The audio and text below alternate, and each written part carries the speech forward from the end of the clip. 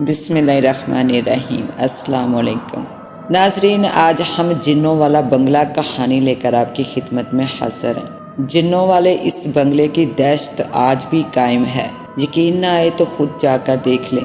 آج سے تقریباً 20 سال پہلے کی بات ہے کہ ہمارے گاؤں سے شہر جانے والی سڑک کچی تھی۔ کچی سڑک کی وجہ سے آنے جانے کے لیے گاؤں والوں کو بڑی تکلیف کا سامنا کرنا پڑتا تھا۔ ظاہر ہے سڑک کچی تھی تو آمد و رفت کے لیے گاڑیاں بھی نہیں آ سکتی تھی، لہٰذا لوگ بیل گاڑی یا تانگے پر شہر جایا کرتے تھے۔ سواری کے لیے زیادہ تر تانگے تھے اور سامان وغیرہ جیسے اناج، کھاد وغیرہ لانا یا شہر لے جانا پڑتا تو بیل گاڑی پر لاتے تھے۔ شفیع بھائی کی بھی ایک بیل گاڑی تھی جسے چلا کر وہ اپنا گزر بسر کرتے تھے۔ ان کے 2 طاقتور اور خوبصورت بیل تھے۔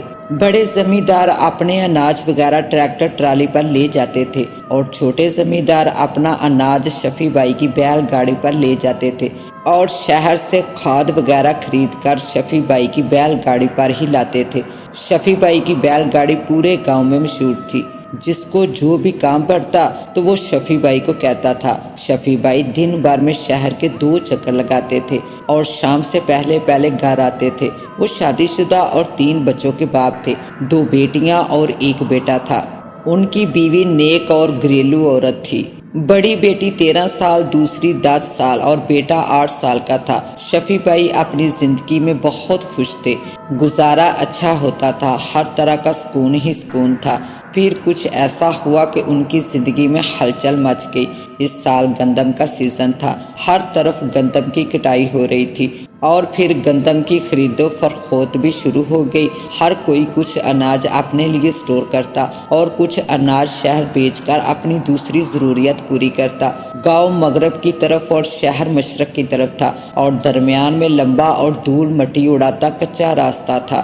شہر اور گاؤں کے بیچ میں ایک پرانا بنگلہ تھا جو راستے کے ایک طرف کچھ فاصلے پر درختوں کے جھنڈ کے درمیان میں کھڑا تھا۔ یہ بنگلہ آزادی سے پہلے سکھوں کا تھا، جسے آزادی کے بعد سکھ چھوڑ گئے اور پھر یہ آباد نہ ہوا۔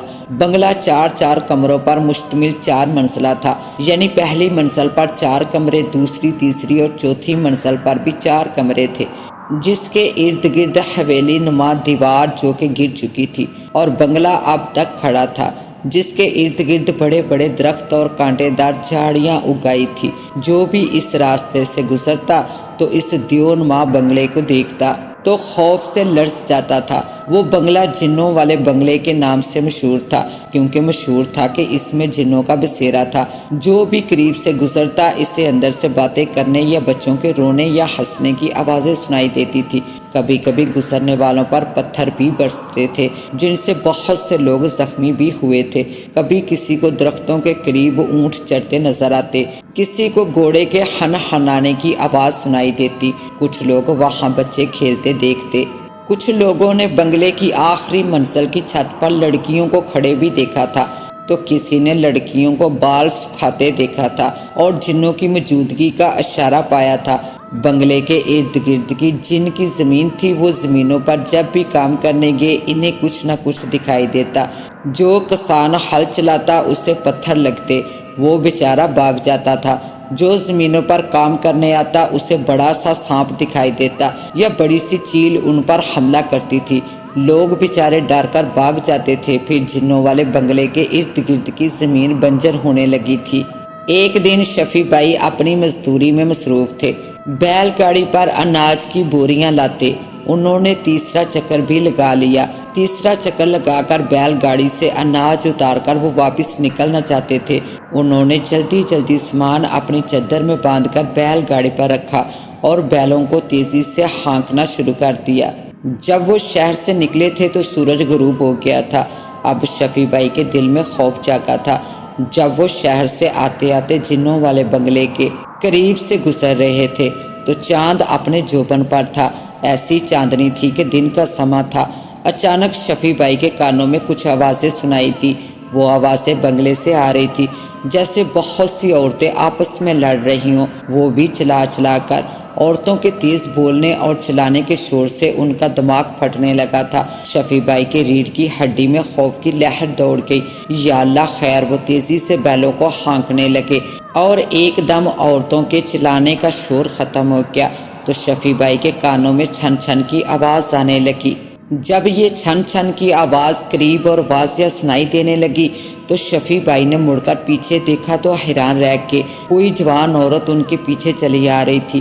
حسین، گورا چٹا رنگ اور سونے کے زیورات سے لدی وہ ان کی طرف بڑھ رہی تھی۔ چاند کی چاندنی میں اس کا حسن غضب ڈھا رہا تھا۔ شفیع بھائی کو خوف نے آ گھیرا اور وہ بیلوں کو تیزی سے ہانکنے لگے۔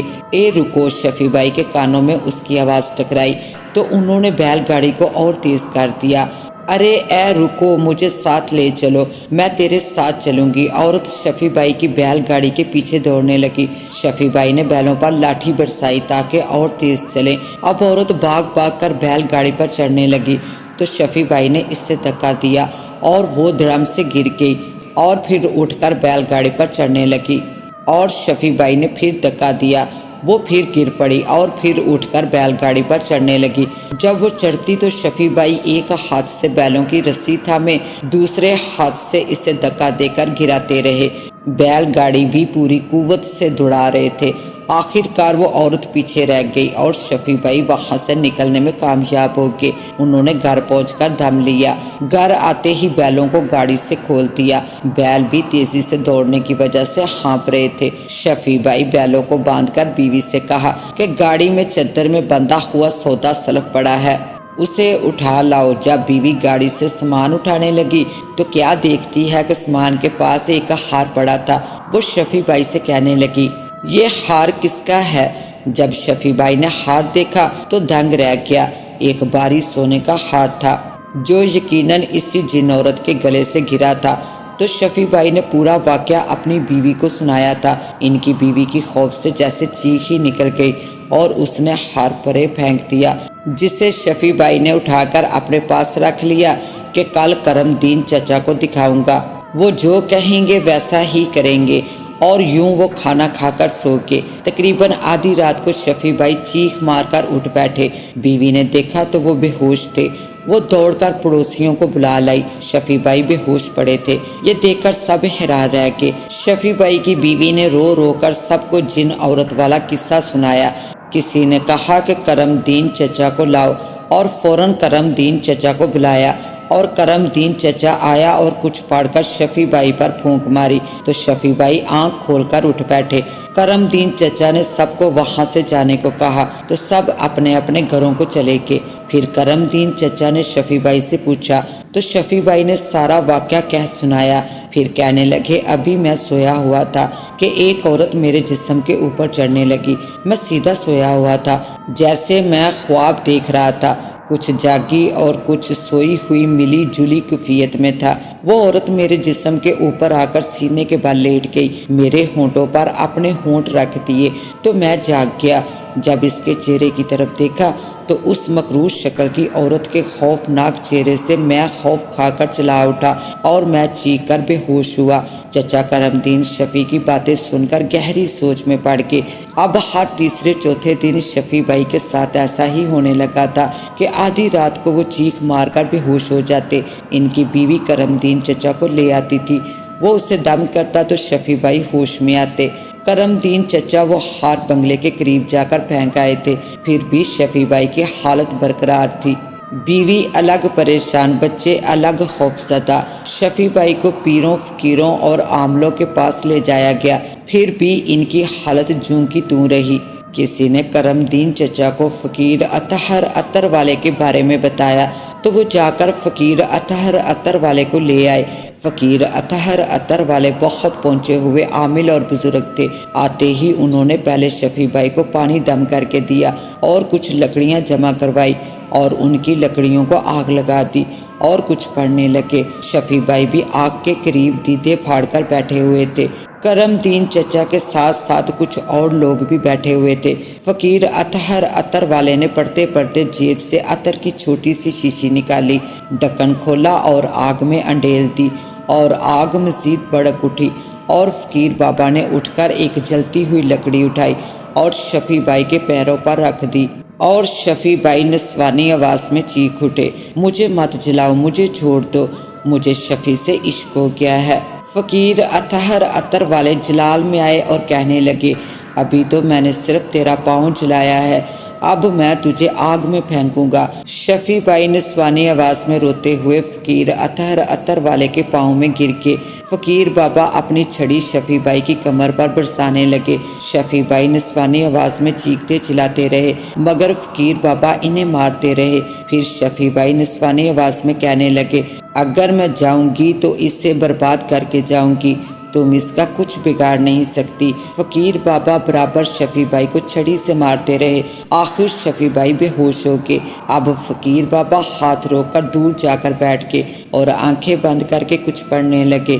کچھ دیر بعد آنکھیں کھول دی، بجھی بجھی آواز میں کہنے لگے کہ میں اس کی چھوٹی بیٹی کو بچا نہ سکا، وہ آئی تھی شفیع کے سب گھر والوں کو مار کر شفیع پر قبضہ کرنا چاہتی تھی، باقیوں کو اللہ کے فضل و کرم سے بچایا، پر وہ پھر بھی اپنا کام کر گئی اور شفیع کی چھوٹی بیٹی کو مار گئی ہے۔ جب بابا نے بات ختم کی تو شفیع کے گھر سے رونے کی آواز آئی، سب بھاگ کے وہاں آ گئے۔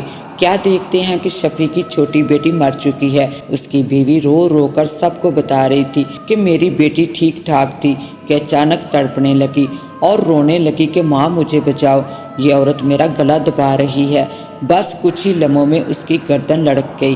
فقیر اطہر عطر والے شفیع کی جان سے جان خلاصی کی، پر جن نے پھر بھی ایک بچی کو مار کر جان چھوڑی تھی۔ رو دھو کر شفیع بھائی اور ان کے گھر والوں کو صبر آ ہی گیا۔ جاتے وقت فقیر اطہر عطر والے سے گاؤں کے لوگوں نے کہا تھا، سائیں جی اس بنگلے سے بھی جنوں کا بسیرا ختم کر دو۔ فقیر سائیں نے کہا کہ آپ ان کی طرف نہ جاؤ تو وہ بھی آپ کو تنگ نہیں کریں گے۔ کرم دین چچا نے کہا کہ سائیں شفیع نے تو انہیں تنگ بھی نہ کیا تھا، شفیع تو اپنے راستے سے گزر رہا تھا۔ فقیر نے کہا کہ کرم دین جب شفیع وہاں سے گزر رہا تھا تو اس وقت جنوں کی عورتوں میں آپس میں جھگڑا ہو رہا تھا، وہ جن عورت گھر سے ناراض ہو کر باہر آئی تھی تو شفیع سے اس کا سامنا ہوا اور وہ شفیع پہ عاشق ہو گئی تھی، اس طرح شفیع ان کے چنگل میں پھنس گیا تھا۔ یہ کہہ کر اطہر عطر والے وہاں سے رخصت ہو گئے۔ ناظرین، یہ جنوں والا بنگلہ آج بھی موجود ہے، لوگ آج بھی اس سے خوف کھاتے ہیں۔ کرم دین چچا اب اس دنیا میں نہیں رہے، مگر انہوں نے سب لوگوں کو وہ قرآنی آیتیں یاد کرواتی تھی، جو بھی یہاں سے گزرتا ہے یہی آیتیں پڑھ کر خیر و عافیت سے گزر جاتا ہے۔ شفیع بھائی بھی اب سکون سے زندگی گزار رہے ہیں۔ معلوم نہیں کب جنوں والے بنگلے سے عذاب ختم ہوگا، خدا کے بید خدا ہی جانے۔ اس کے ساتھ ہی اب مجھے دیں اجازت، ملتے ہیں انشاءاللہ ایک نیو کہانی کے ساتھ، تب تک کے لیے اللہ نگہبان۔